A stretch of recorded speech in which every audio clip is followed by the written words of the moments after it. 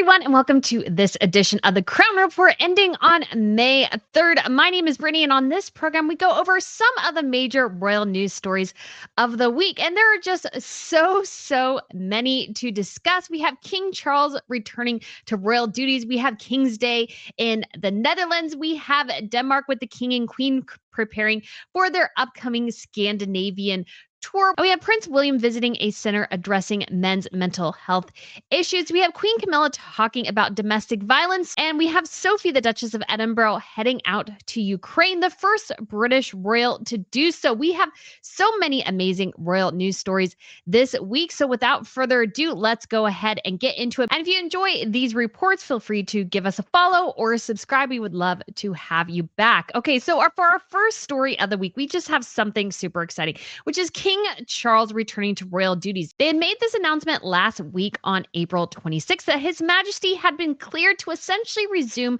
public-facing royal duties. And of course, this is very exciting. People were obviously very concerned when Charles was diagnosed with cancer and starting to undergo treatments. And obviously, we found out several weeks later that Catherine had also been diagnosed around the same time, was also undergoing treatment. So many were wondering when the king would get back to his royal duties officially. He is still seeing people, he is still meeting people, but many had wondered when it would be official that the king would finally be back. Well, we got our answer last week, and he did his first public engagement this week, meeting those at a cancer center. So the first engagement back was very fitting. In the official statement, it said His Majesty the King will shortly return to public-facing duties after a period of treatment and recuperation following his recent cancer diagnosis. To help mark this milestone, the King and Queen made a joint visit to a cancer treatment center last Tuesday, where they met with medical specialists and patients. This visit will be the first in a number of external engagements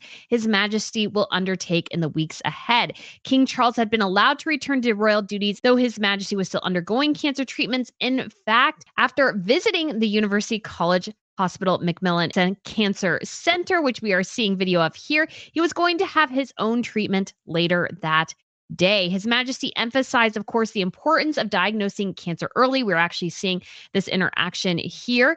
He was even worried that his visit would impact other people's treatments, but he was assured that was not the case, which I thought was very sweet, that he was worried about making sure others who were needing their cancer treatments were able to get those. So I just love seeing Charles back and Camilla as well, because I think it's just a great reflection of the fact that no matter who you are, you can be king of a nation, or you can be the local postal worker. Cancer is sort of a great equalizer in some way. We all have the things that we struggle with. And so it was wonderful to see His Majesty back undergoing royal engagements with Queen Camilla. It looks like they had a great time and had a really wonderful visit, and we can't wait to see him back undergoing engagements more. I think their plan is to slowly roll him out with this, so we won't see a ton of him right away.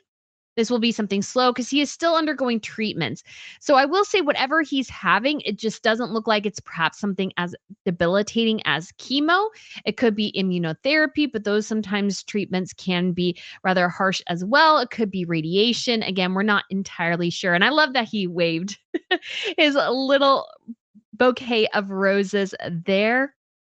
And it just looks like they had a fantastic visit. And I did want to bring you back here real quick to just listen to this gentleman who was in his hospital outfit waiting to get treatment for something. And he mentioned something to Charles. So go ahead and take a listen. They're not alone. I appreciate what you're doing. Thank you. Very good. Thank you so much. So I thought that was absolutely wonderful that Charles was able to really uplift, I think, the spirits of a lot of those receiving treatments. And I love this interaction as well. And we get the little graphics here where he says, it's quite a shock when you get diagnosed with it. And it is a shock if you've had cancer in your family. It's just something you're not necessarily expecting.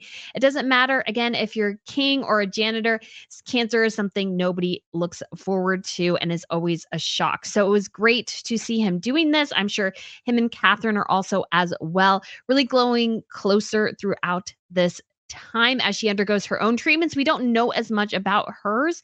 And I think that's perfectly fine because the difference I think some people forget between Catherine and the king, because I know a lot of people have commented, well, why isn't Catherine going out and doing these kings things like the king is? Why is she, being quieter or whatever?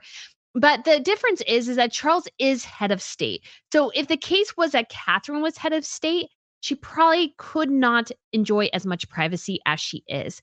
We also really don't know what type of treatment she's receiving. And I'm going to guess, and I don't know this for sure, I'm going to imagine that it was probably a little bit harsher in terms of the reaction to it than His Majesty's. That's what I'm going to guess.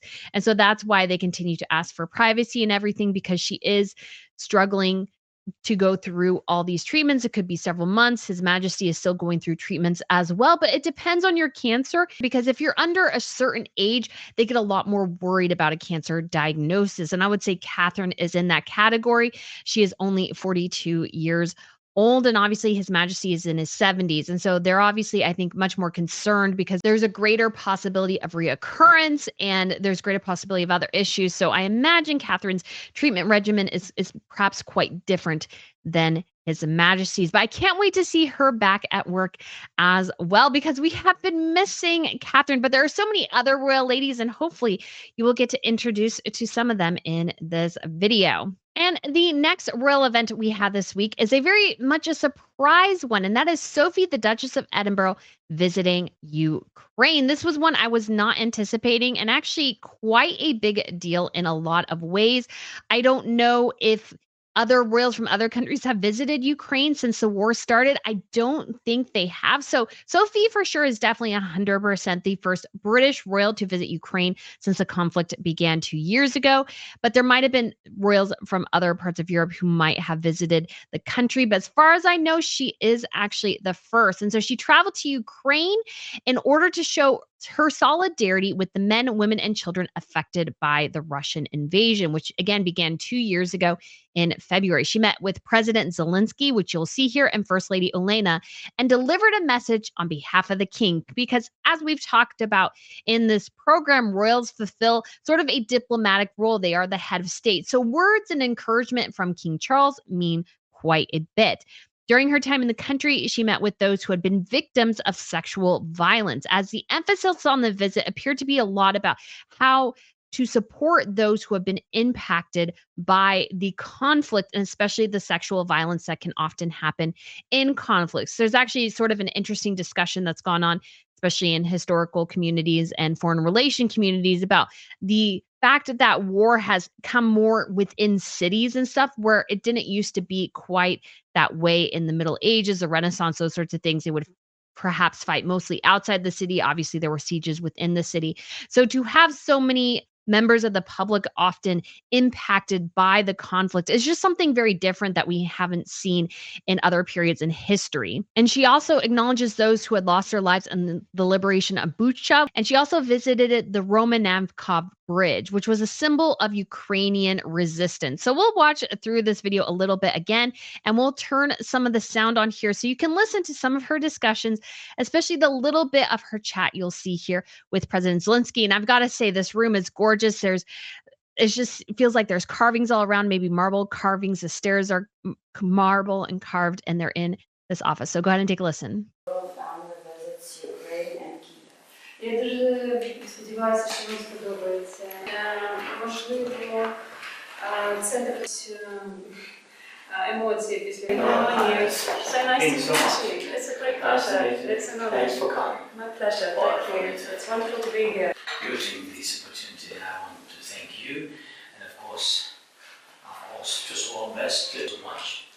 And please also thanks to all the packages to your government. So you could see there real quickly, he was holding some sort of envelope. I imagine that might have been the envelope from His Majesty, and Zelensky there as well said, thank you so much for your support, because as we talked about in these episodes as well, there's a greater and growing European solidarity as they look at the threat of Russian aggression in the region.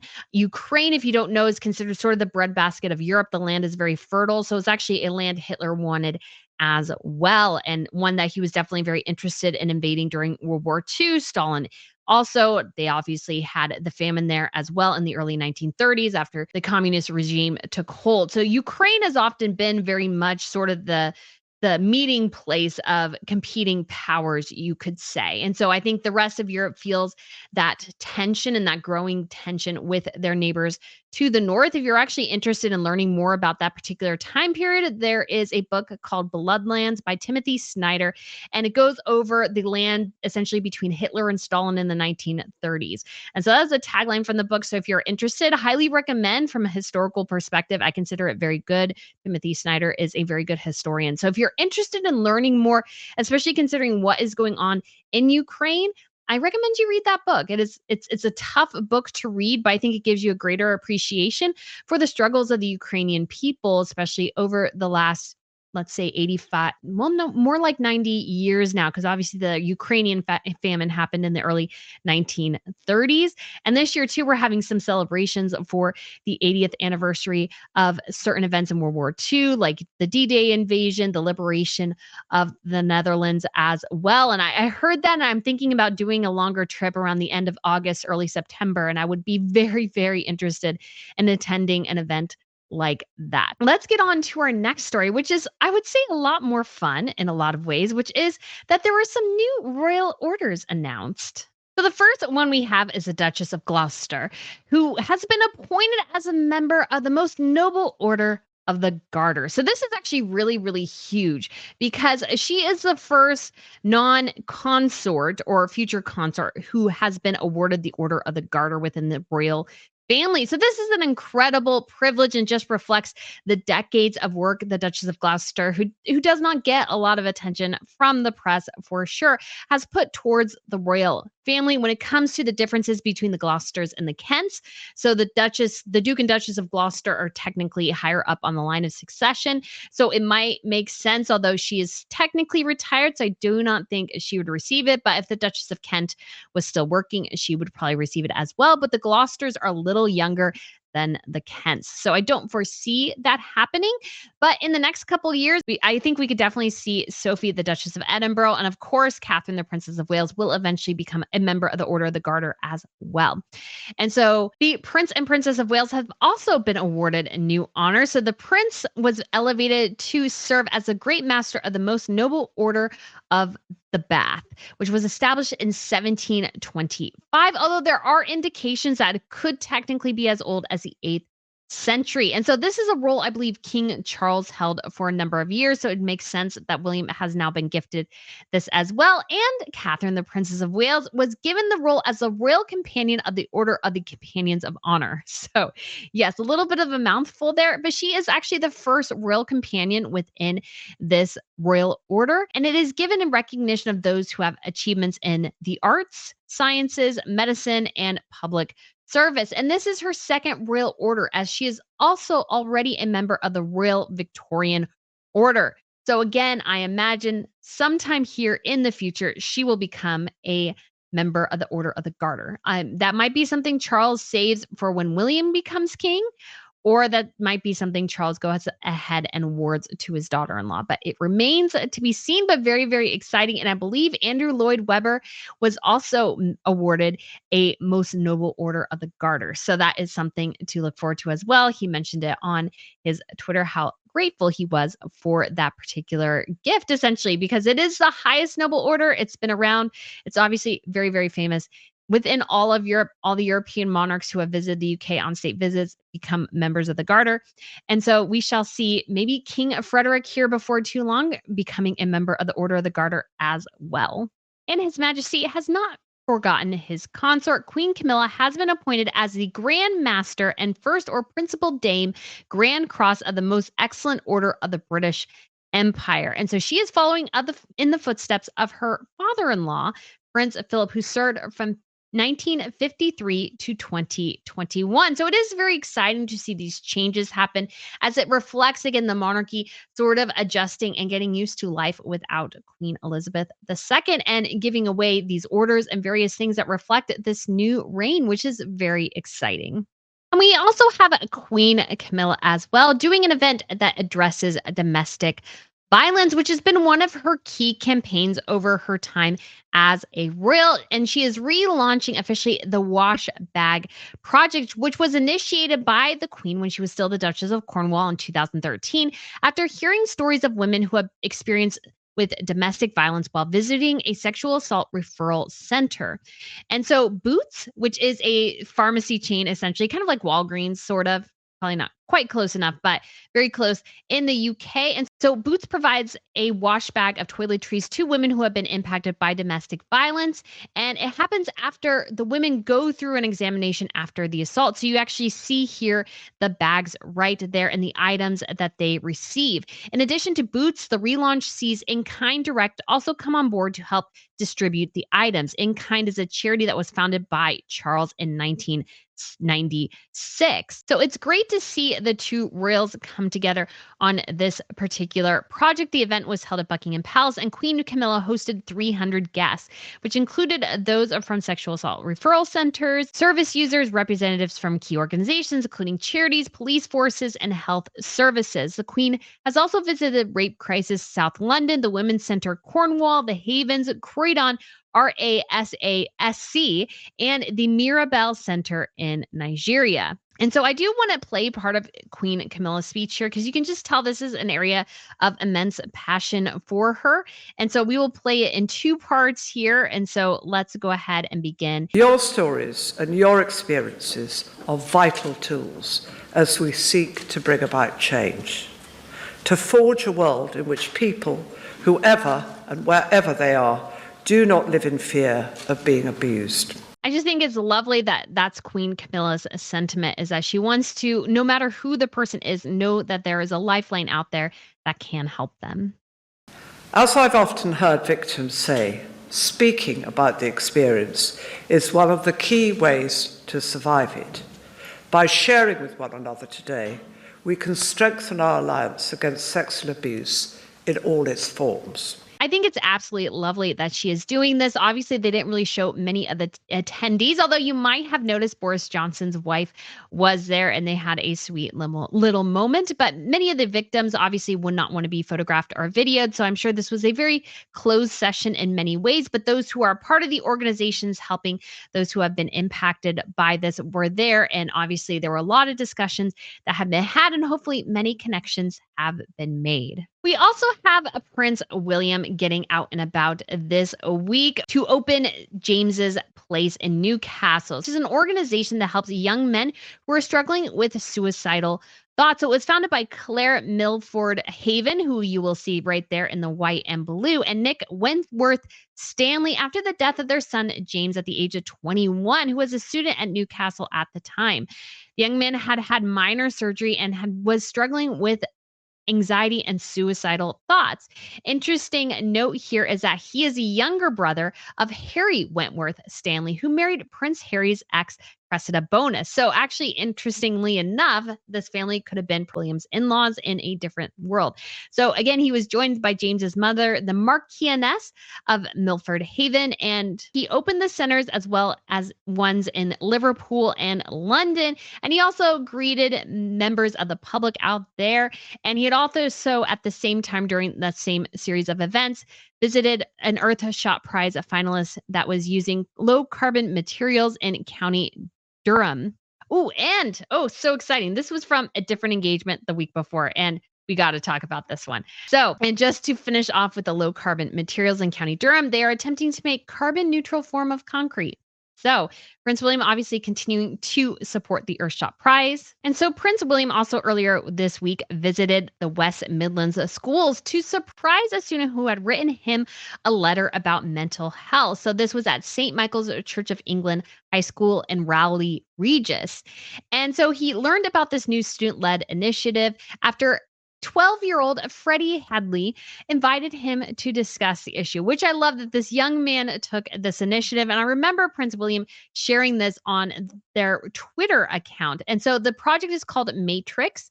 And he wrote this letter saying, I represent the Matrix project was set up to shine a spotlight on male mental health, which I thought was really sweet that it's particularly about male mental health. And the group consists of boys age 11 to 14 who meet weekly to develop ideas and projects. We are contacting you in the hope that you will support our campaign, Am I Enough? Which aims to tackle the stigma girls cry and boys get mad. Through our work, we discovered that suicide is the biggest killer among young males, and this won't change until people start the conversation. So on Tuesday, the 10th of October, as part of the World Mental Health Day, we are hosting a soft launch of our campaign. Would love for you to join us as a VIP. The event, which runs from 9:30 to 10:30, so cute, will include a short presentation, a preview of our campaign video, and more information about how you can get involved. And so obviously at the time, Prince William could not visit, but he made a surprise visit. And he did, I love, respond obviously on Twitter. When asked by Prince William if he thought his letter would get a response, Freddie said, yeah, it did. And so Prince William participated on a podcast here. So he shared a little bit about Princess Charlotte's current favorite joke, which I get sort of the feeling that he's probably getting, it feels very much like a parent thing. He's starting to get a little sick of it. But it works here because he's like, well, it's clean and it needs to be a podcast for young people. So go ahead and take a listen. I'm going to say a joke that is Charlotte's favourite joke at the moment that she keeps telling me. I'll do that instead. But you're going to have to interact with me. It's not a joke I can tell straight away. Knock knock. Who's there? Interrupting cow. Interrupting cow. Moo. He feels so much like a dad in that moment, and it is really quite incredible. And there's little Freddie. He's so cute. And obviously there was a huge response from His Highness's attendants. You can see all the peoples there very, very excited to see him.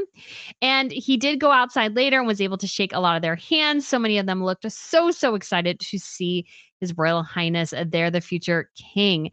And then Prince William also did a couple of other royal engagements here that we will see in a second. I love how he's trying to get to everyone. And he went to a local farm. And then he also helped with the guinea pigs. And I thought this was particularly sweet. The video will get there in a second. And you can tell Prince William does spend time helping care for the family's guinea pigs. Apparently, the kids are not very good at picking up after the guinea pig. So he knew how to brush the guinea pig. It seems like it's very natural for him to brush the guinea pig, which I love.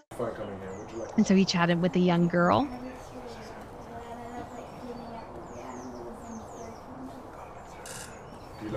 I imagine if you are young, that would be so overwhelming. So it was great. And he also got to pet a chicken. So lots of family fun to be had. And of course, a great effort there as well to address, obviously, the mental health of young men, which is an incredibly important topic. So it's great to see William out supporting that for sure. And it was just great to see him out, obviously, with Catherine's treatments and everything, and the kids out of school for a little bit. He was often at home, which is understandable. Even though they do have help, obviously, they're more blessed than many of us throughout the world.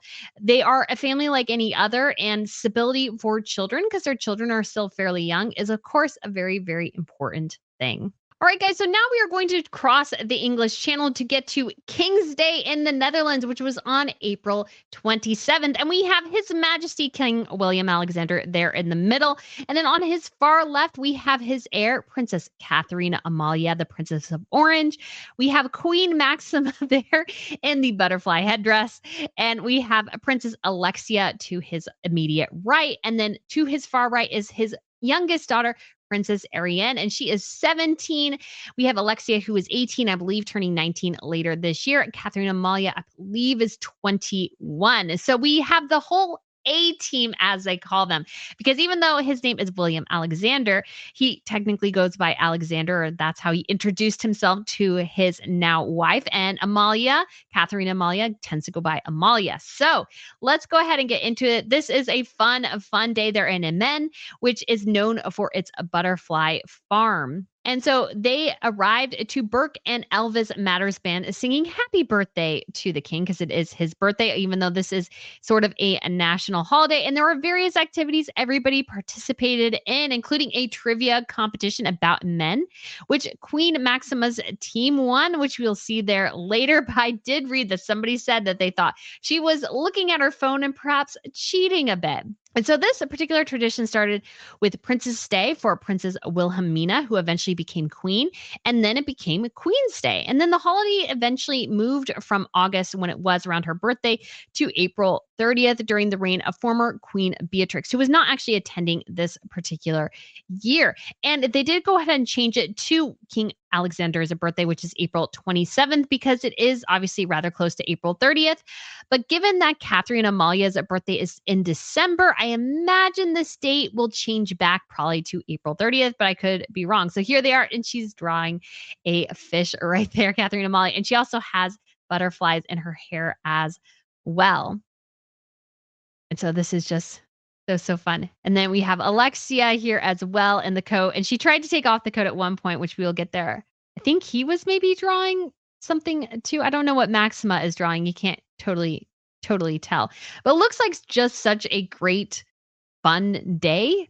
It looks like a lot of chaos, a lot of fun, and just so many opportunities for the royals to really get out and meet the public. This is sort of a national day of celebration in the Netherlands. It's sort of like somewhat a national day. And obviously they're all in orange because the Dutch are the House of Orange. And so orange is very much the color that is used throughout the Netherlands for many, many days of celebration and sporting events. You will see them wearing orange, not red, white, and blue, because, obviously every country in the world pretty much has red, white, and blue in their flags. Not every country, but many, many, many of them.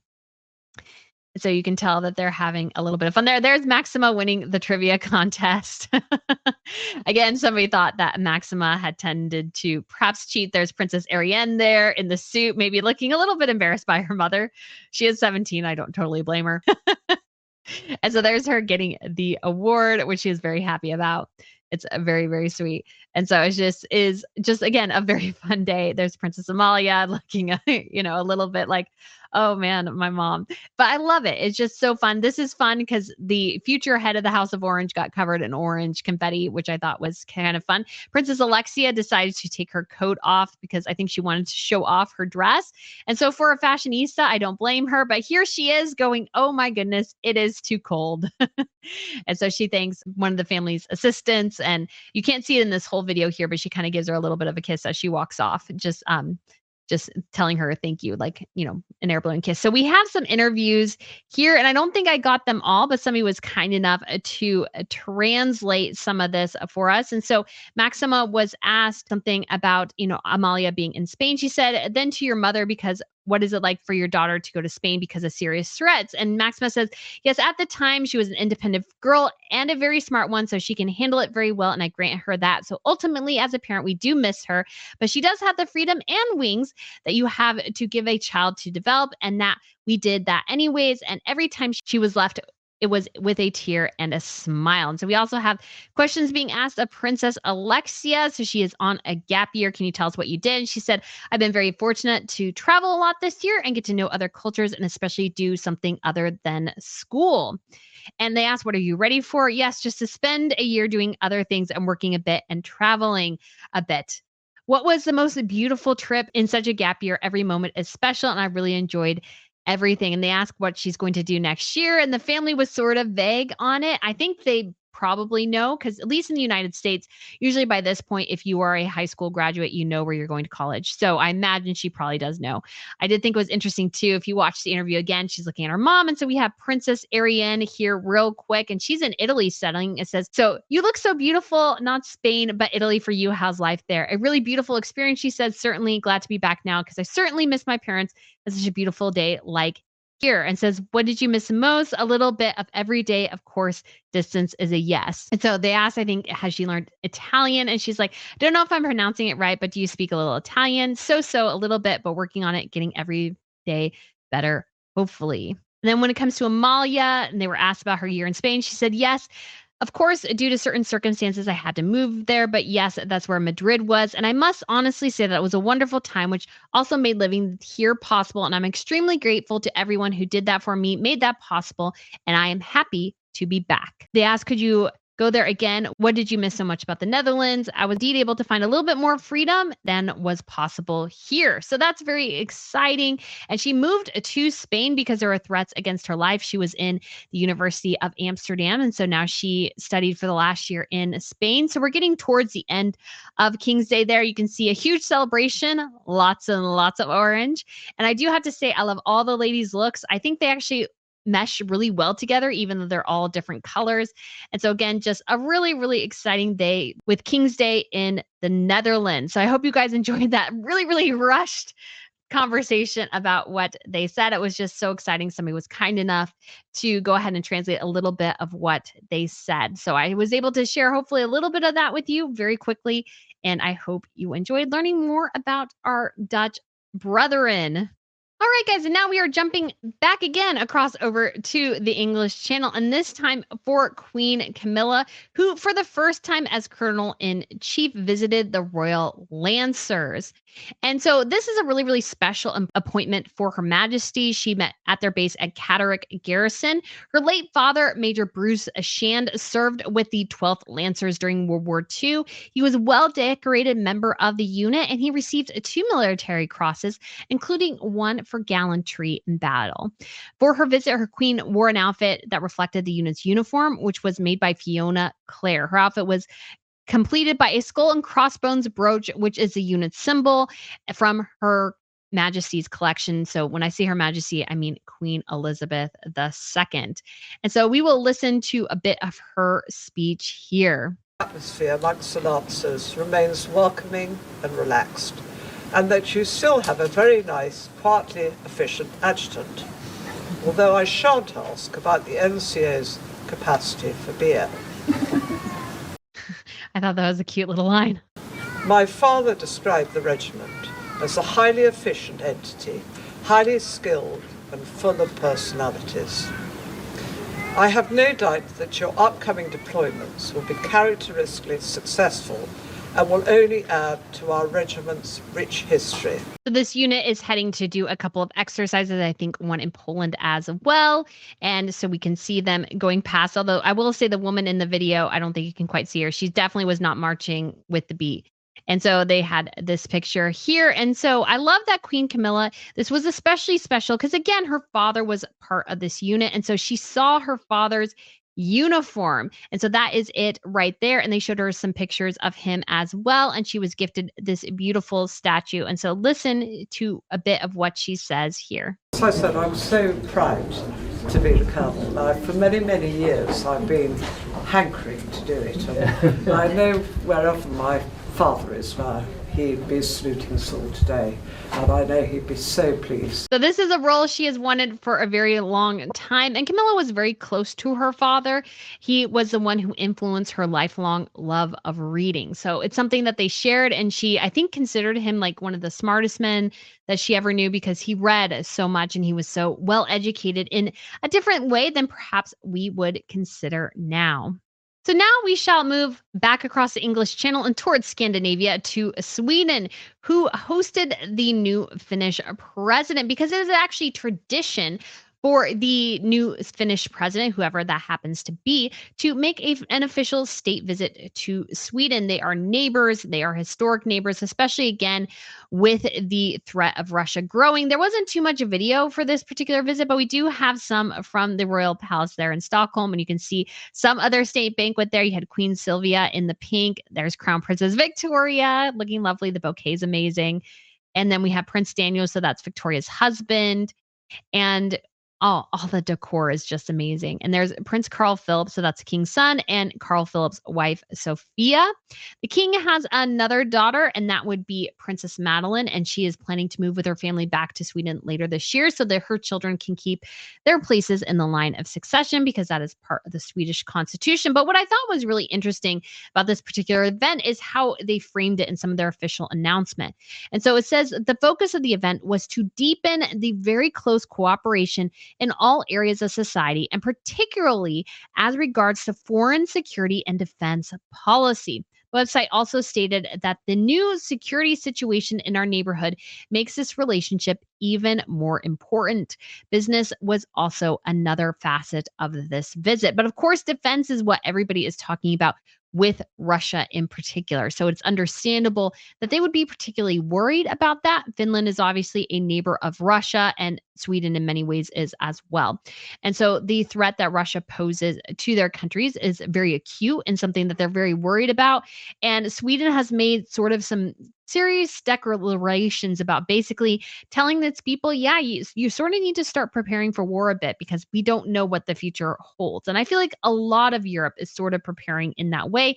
But I think it's especially acute again in Scandinavia, given the close ties that they have to Russia. And you can see there in Stockholm, the Finnish and Swedish flags there together as they go through a procession in horse and carriage. So if you're curious, the new Finnish president is Alexander Stubb and his wife, Suzanne.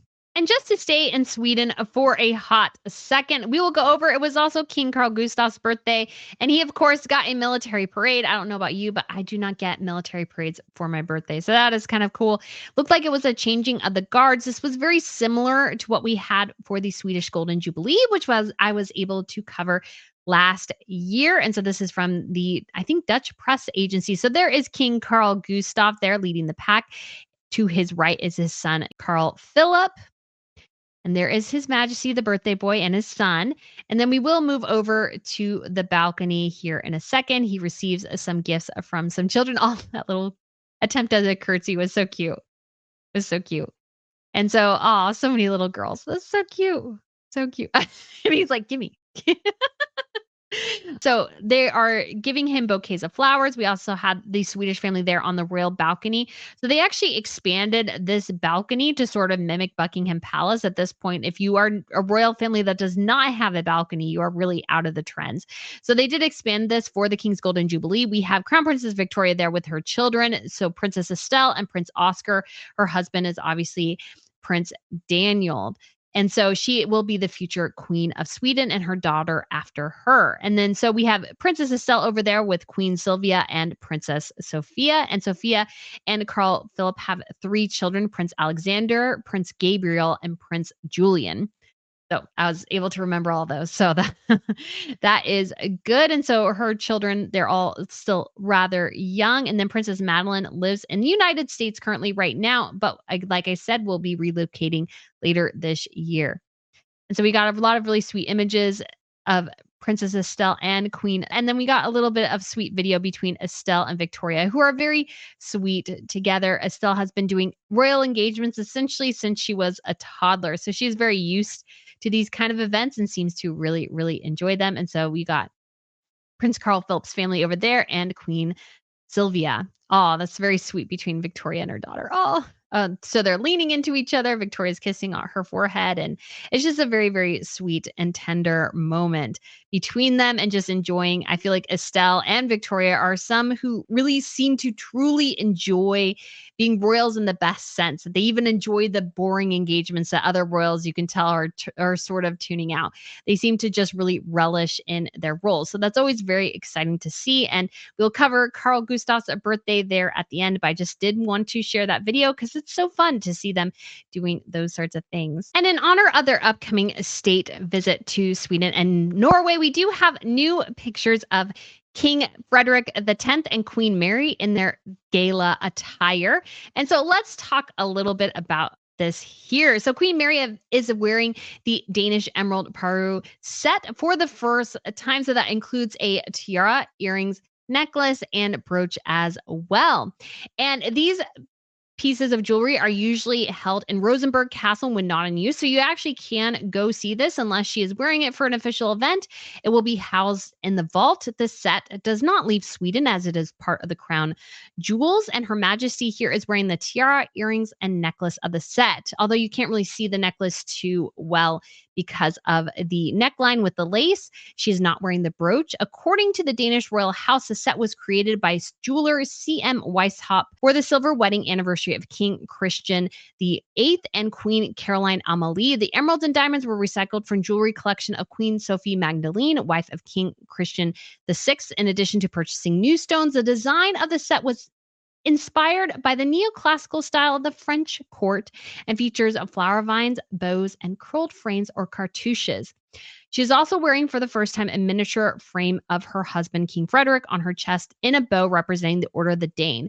The portrait was made by British artist Tom Mulliner and was set in gold with brilliance. Because it was a translation, I think it meant brilliant diamonds.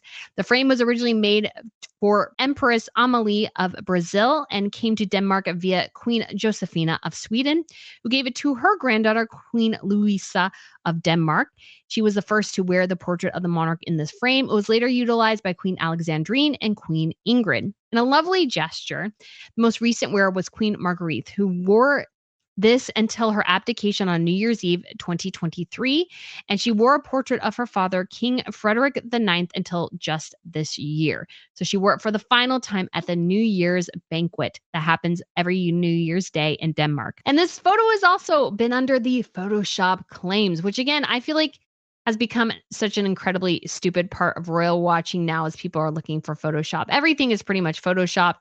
It has been reported that nothing was altered about this image, and I would say that's probably the case. I can't imagine them being photographed separately and then putting it together. That just seems silly. And I think sometimes people don't realize how advanced cameras are and how good cameras can get really, really good pictures when you have a really, really good photographer.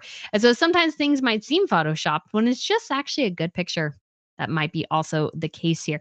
So again, she is wearing this emerald set. The tiara looks amazing and it's covered in emeralds and diamonds. And I have a whole video on this particular tiara and set. So if you're interested in that, I will put a link up above. And we are not done in Denmark because their majesties, for the first time, departed on the Danborg, the official royal yacht for the summer. So this was a pretty big event, and they are going to Fredensborg Palace, where they will relocate for the summer. There were well-wishers that watched the couple's departure, and then they were greeted warmly by the local mayor near Fredensborg Palace. On the topic of their upcoming state visits to Sweden and Norway, the couple stated, "We are not only colleagues, but also families. Our cohorts have become friends. We have a fantastic dialogue and a relaxed relationship when we meet." And it appears like as they left Copenhagen, there was a lot of wind that day. And I believe Mary has worn that dress before, and I've always liked that particular dress. I think she looks absolutely amazing with this white headpiece and everything. It's from a Scottish designer, and her father is actually from Scotland. And so there they are, although she was raised in Australia and Tasmania. And so there they are heading to the royal yacht. That is not the royal yacht there. It is small, but it's not officially the royal yacht. We will see it here in a second. There it is. I think it looks glorious here. They're obviously getting a cannon salute there. And so it looks like a bit of choppy waters, but the boat looks incredible. It's could not have a better day in many ways. Could not have a better day to see the ship head out. So pretty amazing there in Denmark. I almost went to this event and decided not to. And there's part of me that's still a little bit bummed, but that is okay. So much going on here, and we will get there closely. And here they are at Fredensborg Palace, and they are greeting the public and the mayor. And so they are heading down there to this official greeting. And so they will soon be heading, though, to Sweden to start their state visit on Monday. Their majesties looking absolutely lovely in the summer-ish weather. And so it looks like everybody's sort of starting to move closely into their summer schedule, which is amazing to see. And obviously it was great to see them relocate as well. There's a lot of love for the Danish monarchy there in Denmark. And so there's a lot of that is connected to Queen Marguerite, obviously, but Frederick and Queen Mary will get that as well. Here's part of that interview that they gave from the Danborg about their recent elevation to the status of king and queen. Queen Marguerite of Denmark, who had reigned for over 50 years, did sort of a mic drop at the end of 2023 by announcing that she was going to abdicate, which nobody thought was going to happen. She very much seemed to want to take the Queen Elizabeth approach and obviously pass away on the throne, but due to health concerns and things, she decided to go a different route. And so it'll be interesting to see if that's something that happens later in Denmark or not. And there they are in the harbor of Copenhagen. So that is quite a lovely, lovely place. It looks like they had amazing weather that day. And there they are again back in Fredericksburg and about to leave and head home for the evening. I wonder, I mean, I guess I would imagine their kids may or may not be out of school. It's not too far away from their palace down in Copenhagen. So it's just great to see them and see them embrace these new roles. I can't wait for the upcoming state visits. They will be absolutely amazing. So we will be covering all that, of course, on next week's The Crown Report. And so just to start to round out some of our bigger royal news stories, we do have a new statue of Queen Elizabeth II. And I think this one actually looks particularly good and shows off her love, of course, for the corgis. And so it was unveiled on what would have been Her Majesty's 98th birthday. The statue is, I think, one of the best we've seen of her, which features her in full regalia with the corgis. The bronze statue is 7 feet tall, and the Queen is pictured as a young woman wearing the George IV diadem. The artist is Haywell Bran Pratley. And so I think it looks, I mean, the face maybe not as great as I was thinking it was. I feel like the rest of the look especially is actually pretty good. And there's been some interesting conversations about like it from that angle about whether or not people still want statues, which I think is definitely an interesting conversation worth having because obviously we've done that for centuries, but now we all have phones. So it is a different, I think, reflection of where a monarchy could be going. Okay, so next we're going to talk about something I thought was super, super interesting, which is the official unveiling of the coronation scroll to His Majesty King Charles III. And so this is really cool because it's made with paper instead of animal skin at the request of the Queen. So there's no animal cruelty in this. It has also been digitized for the first time. And the first coronation scroll we're aware of comes from the coronation of Edward II in 1308 and was kept for hundreds of years at the Tower of London. The purpose of the scroll, which I thought was super interesting, was to legitimize the reign of the king and queen because there's a lot of flip-flopping, a lot of people all over the place claiming to be their majesties. And so it gave a lot more legitimacy to whoever was king, to those who might be questioning the authority of the throne. They also helped design Charles's coronation because you can go back and see how the processions went, what was said, and those sorts of things. And the first English version of the coronation scroll was made in 1820 for the coronation of George IV. So let's actually listen in here a little bit, and I will pause it from time to time because I do think this is super interesting to hear Charles himself share some of his knowledge about this.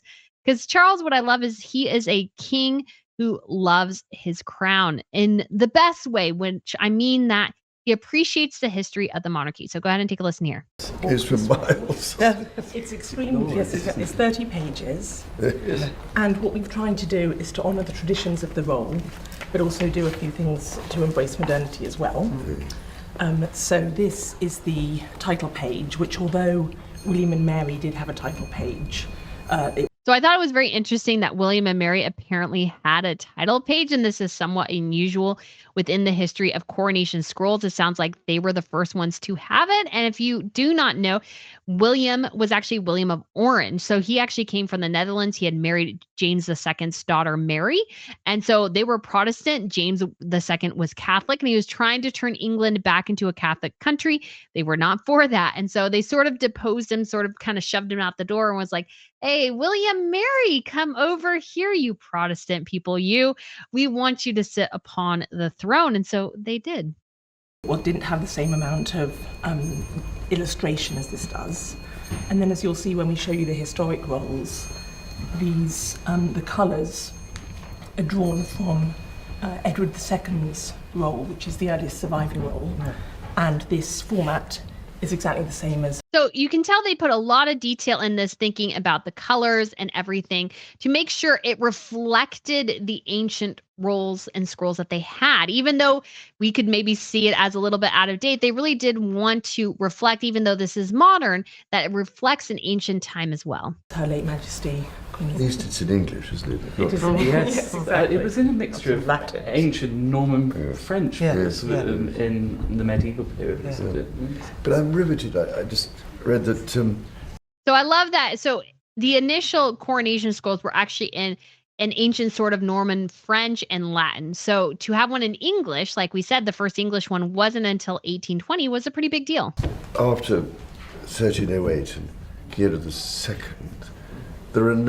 there's quite a lot of missing of this Yes. all the way through. It's extraordinary. I think this is going to be the 18th roll. I love that His Majesty has that question. I just think that's so unbelievably sweet that he's like, well, what happened to them? Isn't it so sad? We had the one from 1308 and then there's a big gap. It's extraordinary. I was reading about that.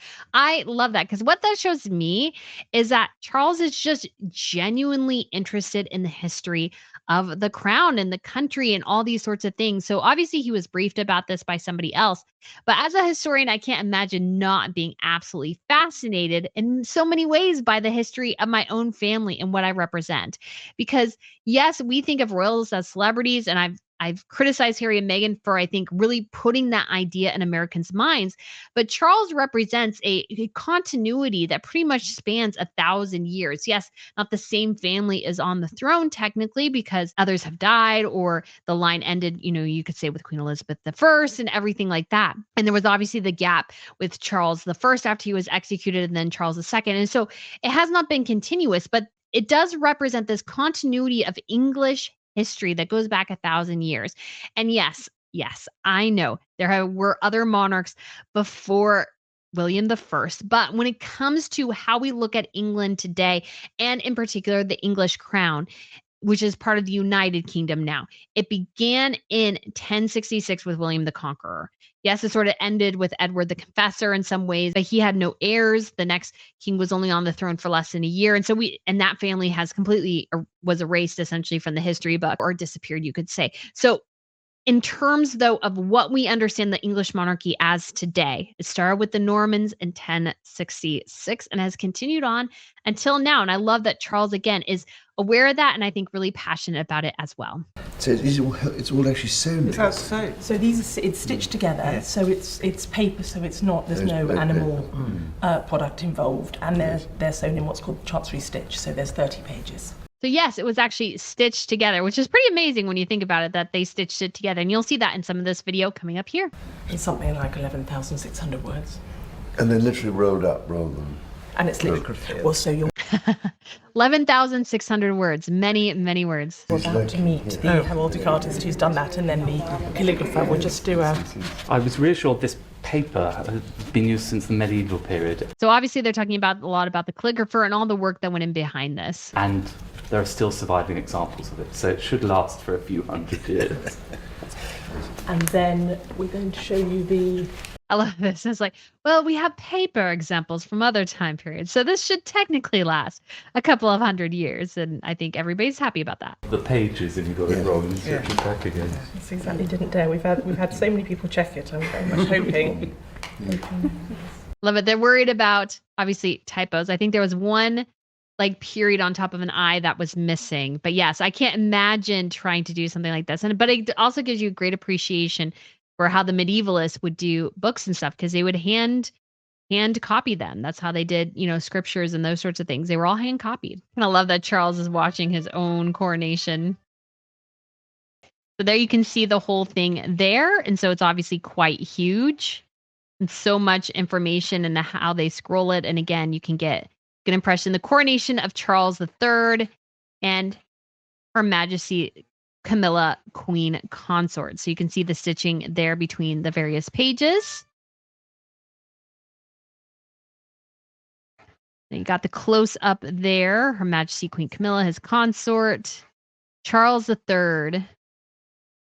See the stitching up close there. And then we get to here. Later, we'll get to some of the older renditions. So here we are, some of our more ancient renditions of the coronation scrolls. And so you can see how they are trying to keep these protected and together, but it's so great that they were able to get those out and show those to Charles as well, because I thought that was super, super awesome. I loved it from a historical perspective. I've loved hearing Charles talk about it. And again, the importance of history and continuity. Okay, guys, now we are going to get to what I call sort of our flashes of bits of royal news. So this year is King Abdullah of Jordan's Silver Jubilee. And so he's touring various areas of the country. And it's also very exciting because his family is expecting their first grandchild this year. So Crown Prince Hussein and his wife, Rajwa, are expecting their first child. She was actually spotted out in Amman shopping recently. And so this child will be the potential heir to the throne if it is a boy. So it'll be interesting to see what happens there. We also have Prince Gustaf and Princess Karina. So he is the son of Princess Benedict of Denmark, but he has another title that is German. And so he and his wife welcomed their second child via surrogate. And so this is sort of an interesting situation because the couple had to wait about 20 years or so to get married because the will in Prince Gustaf's family for his German side prevented him from marrying a woman who was not Aryan, noble, and Protestant. It is their second child and a girl. They had a son last year. So they will not be in line to inherit the titles in the land, I believe, they will not be in line to inherit the titles in the land, if I remember correctly. So it's kind of a weird technical situation. So we also have King Philippe of Belgium is in Namibia. Princesses Beatrice and Eugenie participated in the World Economic Forum panel discussion open forum Meet the 21st Century Entrepreneurs on April 28th. Maria Dolores Ocana has started her tenure as Queen Secretariat for Queen Letizia of Spain. Ocana is the first woman to occupy such a high position at the Zarzuela Palace. So again, I thought that was kind of interesting. Princess Madeline of Sweden posted pictures of Instagram and her family checking out the Winewood neighborhood in Miami, Florida. And it seems like they are soaking up their last probably month or two there in Florida before relocating to Sweden in a very, very different weather pattern than Florida. So I imagine for her kids, that might be a little bit of a hard adjustment. We also have Beatrice Borromeo and Pierre Cazzaraghi at the Biennale Art Dior Numancia ball at the Palazzo del Arsenal in Venice. And so this is the son of Princess Caroline, and Beatrice Borromeo is an Italian aristocrat. She does not have a title as her parents weren't married when she was born, but she comes from a very ancient family, and there's actually cardinals in her bloodline. So that is like cardinals of Rome. So very, very important.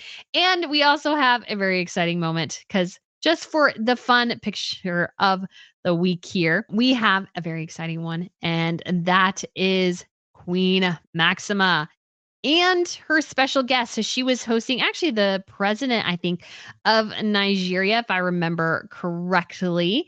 And he was there, Bolo Timbu, at Hus Timbush Palace, and they were going over the progress of financial inclusion and financial health of his country. Queen Maxima has a role in finances in terms of the UN. I can't remember her exact title now off the top of my head, but she has a role in the UN because she has this strong background in finance and everything. And during this meeting, a very, very special guest joined them. And if you can see him there in the corner of her chair, that is Mambo, their dog. And so I in particular remember there is a song that you might hear in an Italian restaurant where they say Mambo, Mambo Italiano. And so now I think of her dog. So I just thought that was so cute. We also have some upcoming royal events. There will obviously be the Danish tour of Sweden, which will be May 6th and 7th. There will be a gala banquet and other events as they welcome Sweden's historic and familial neighbor. And we also have Prince William will visit New Quay in Cornwall on the Isles of Sicily. And so this will be a pretty historic visit for William as well. So very exciting things going on. It seems like he's venturing a lot outside of London these days to go on royal visits, which I think is pretty awesome because royals sometimes have been criticized for doing way too many things within London. And so to get out more into the countryside and everything, I think is a wonderful thing. And we had some royal birthdays this week. We have Princess Charlotte, who turned 9, Prince Louis, who turned 6, Princess Benedict, who turned 80 of Denmark. And we have Princess Rajwa, who has just turned 30 and is expecting her first child. You can see her husband, Crown Prince Hussein, there right behind her. And to round out our birthdays, we have King William Alexander of the Netherlands, who turned 57. King Carl Gustaf, who has turned 78, and Lady Sarah Chateau, so she is the daughter of Princess Margaret, has turned 60. And finally, we also have the 13th wedding anniversary of Catherine and William, and they shared a new photo with us, which I really, really love. It is such a sweet picture of them. So glad they could share a new one with us. Hopefully, at some point, we will get a new photo of them together once Catherine is feeling better. So guys, that is it for this week's Crown Report. Let me know what you think of all the royal news going on around Europe. Thank you so much for watching, and I shall see you soon. Bye.